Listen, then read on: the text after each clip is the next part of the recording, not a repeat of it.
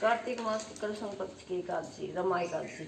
धर्मराज युधिष्ठिर बोले कि हे भगवान, अब आप मुझे कार्तिक मास की कृष्ण पक्ष की एकादशी का नाम तथा इसमें कौन सा फल मिलता है यह सब कहिए। श्री कृष्ण भगवान बोले, राजन, कार्तिक कृष्ण पक्ष की एकादशी का नाम, इसके व्रत से समस्त पाप नष्ट हो जाते हैं, इसकी कथा इस समस्त पाप नष्ट हो जाते हैं, इसकी कथा इस प्रकार है। प्राचीन काल में मुक्तचंद नाम का राजा था। उसके इंद्र, वरुण, कुबेर, भीष्म आदि मित्र थे। वह सत्यवादी तथा विष्णु भक्त था। उसका राज्य बिल्कुल निष्कंठ था। उसके एक उत्तम चंद्रभागा नाम की लड़की उत्पन्न हुई। उसने उस लड़की का विवाह राजा चंद्रसेन के पुत्र शोभन के साथ किया।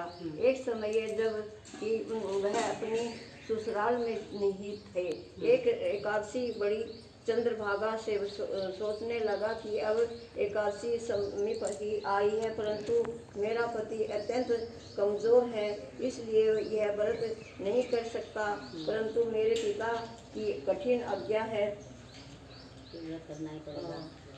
जब दशमी आई तब राज्य में ढिंडोरा पीटा तो सुनकर शोभन अपनी पत्नी के पास आ गया और बोला कि प्रिय, तुम मुझे कुछ उपाय बतलाओ, क्योंकि मैं व्रत करूंगा तो मैं अवश्य ही मर जाऊंगा। इस पर चंद्रभागा बोली कि हे प्राणनाथ, मेरे पिता के राज्य में एकादशी के दिन कोई भी भोजन नहीं कर सकता, यहाँ तक कि हाथी, घोड़े, ऊंट, पशु आदि भी अन्न ग्रहण नहीं, जल आदि ग्रहण नहीं करता।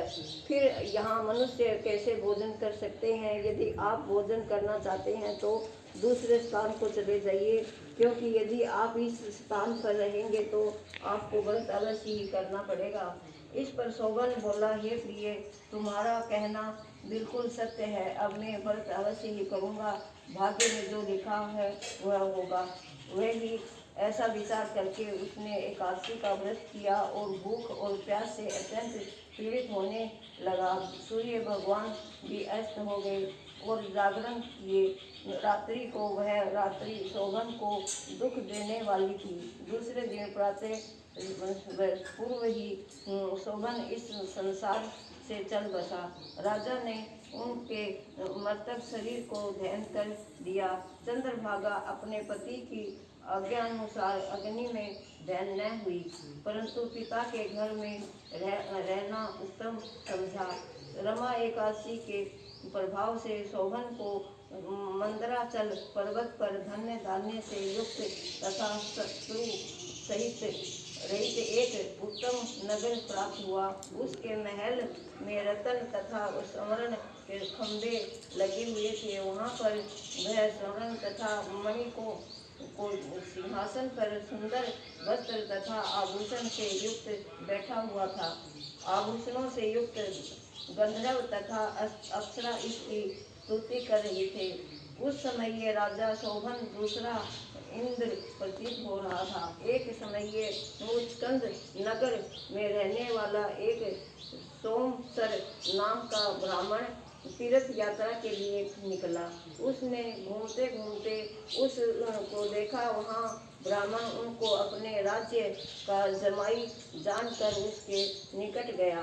राजा और अपने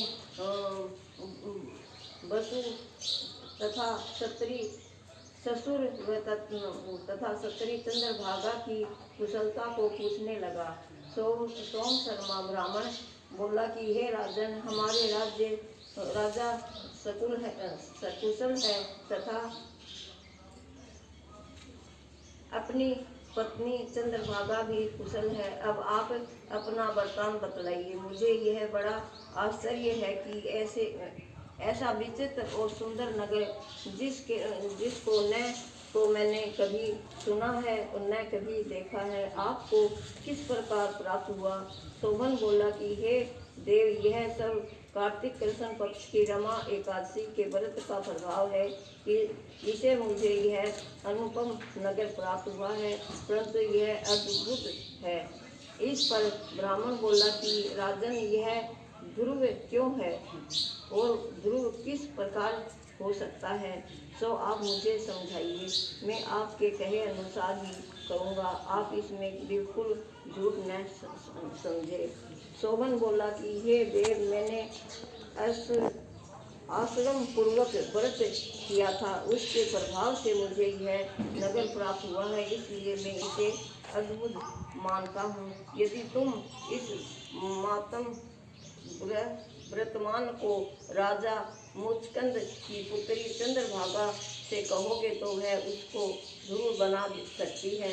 ब्राह्मण ने वहाँ जाकर चंद्रभागा से समस्त वृतांत कहा। इस पर राजकन्या चंद्रभागा बोली कि हे ब्राह्मण देव, आप क्या वह सब वृतांत प्रत्येक देख कर आए हैं या अपना सपन कह रहे हैं? इस पर ब्राह्मण बोला कि हे पुत्री, परंतु वह नगर अद्भुत है, तू कोई ऐसा उपाय कर जिससे कि वह ध्रुव हो जाए। इस पर चंद्रभागा बोली कि हे महाराजा राजन, आप मुझे नगर में ले चलिए, मैं अपने पति को देखना चाहती हूँ। मैं अपने व्रत के प्रभाव से उस नगर को ध्रुव बना दूंगी। चंद्रभागा के वचन को सुनकर वह ब्राह्मण उसको मंदराचल पर्वत के पास वामदेव के आश्रम को ले गया। वामदेव ने उनकी कथा को सुनकर चंद्रभागा को मंत्रों से अभिषेक लिया। चंद्रभागा मंत्रों तथा व्रत के प्रभाव से दिव्य देह धारण करके पति के पास चली गई। शोभन ने अपनी छत्री चंद्रभागा को देखकर प्रसन्नतापूर्वक उसे बावें अंग में बिठाया। चंद्रभागा बोली कि हे प्राणनाथ, अब आप मेरे पुण्य को सुनिए। जब मैं अपने पिता के गृह में 8 वर्ष की थी, तब से ही मैं संविदित एकादशी का व्रत करने लगी हूँ। उसी व्रतों के प्रभाव से आपका यह नगर ध्रुव हो जाएगा और समस्त कर्मों से युक्त होकर प्रलय के अंत तक रहेगा। चंद्रभागा दिव्य रूप धारण करके तथा दिव्य वस्त्र से सजकर अपने पति के साथ आनंद पूर्वक रहने लगी और शोभन उनके साथ आनंद पूर्वक रहने लगा। हे राजन, यह मैंने रमा एकादशी के व्रत को कहते हैं। इनके समस्त मातम आदि के पाप नष्ट हो जाते हैं। जो मनुष्य रमा एकादशी का मातम सुनते हैं वह अंत समय ये विष्णु लोक को जाते। बोलो श्री कृष्ण चंद्र भगवान की जय।